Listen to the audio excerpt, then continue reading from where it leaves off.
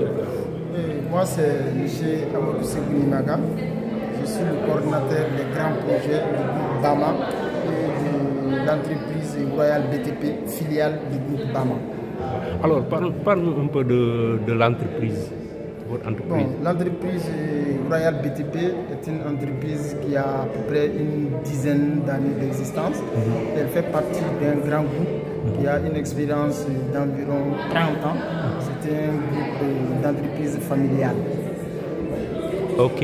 Et quelle est la position de l'entreprise par rapport à la position de l'entreprise dans la sous-région? Bon, je disais tantôt que l'entreprise Royal BTP est une filiale d'un grand groupe qui est dirigé par son président directeur général sous son leadership.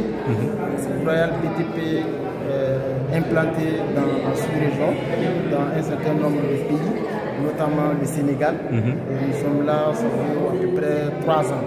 Et nous avons en charge la construction d'un projet structurant de l'État du Sénégal, en l'occurrence le projet de construction et d'équipement de l'Université du Sénégal oriental Tambacounda. Ok.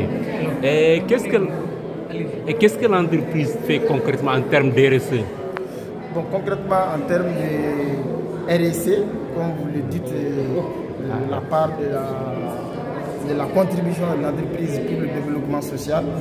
D'abord, en termes techniques, nous formons et nous faisons un transfert de compétences parce que c'est vrai d'aider les gens, c'est vrai de soutenir les gens, mais c'est mieux encore, comme on le dit le plus souvent, de les apprendre à pêcher au lieu de les donner du poisson. Donc, c'est dans ce cadre que nous les apprenons à travailler avec le transfert de compétences. Pour revenir à votre question proprement dite, en termes de RSE, à Dakar, à Tamba, où nous sommes en train de travailler, nous organisons beaucoup de dons, nous faisons des dons et nous participons, nous soutenons les hôpitaux en faisant des dons de médicaments, de distribution de vivres. Et pendant le mois de Ramadan, nous organisons des ruptures collectives. Et vous m'excuserez mon terme parce que je suis malien, on fait souvent les dogos avec les talibés. Et par rapport à l'Université du Sénégal, est-ce que le projet avance? C'est une très bonne question. Par rapport au projet de construction et d'équipement de l'Université du Sénégal oriental, le projet avance à grands pas et nous avons grand espoir de pouvoir donner les infrastructures dans les règles de l'art avant terme, Inch'Allah. Avant terme, c'est quand?